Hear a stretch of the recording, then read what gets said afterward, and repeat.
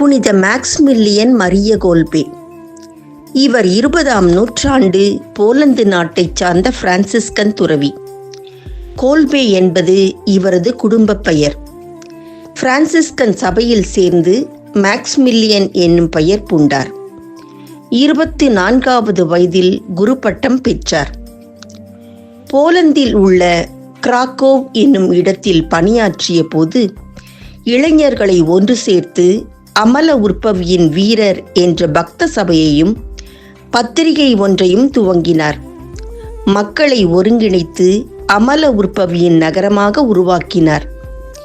2ஆம் உலகப் போரின் போது ஜெர்மன் நாட்டு நாசி படையினர் போலந்து நாட்டை கைப்பற்றினர். மேக்ஸ்மில்லியனும் அவருடைய தோழர்களும் கைது செய்யப்பட்டு சிறையில் அடைக்கப்பட்டனர். கோல்பே சிறைவாசிகளுக்கு நற்செய்தியை அறிவித்து வந்தார். அங்கே இருந்தவர்களின் நன்மதிப்பை பெற்றார்.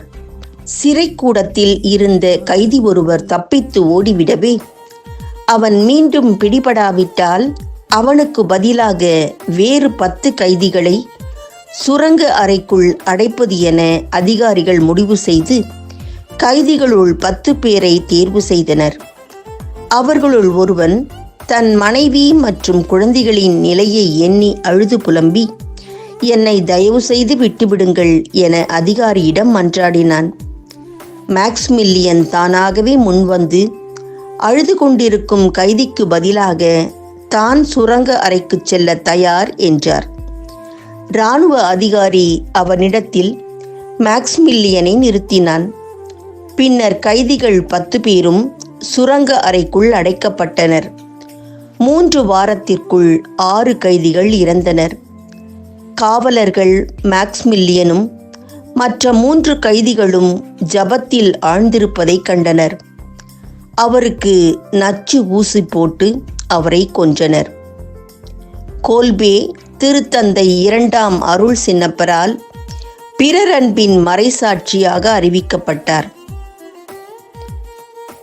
இன்றைய அருள் ஆளுமை கோல்பேவின் தியாக மரணம் திடுமென நிகழ்ந்ததல்ல.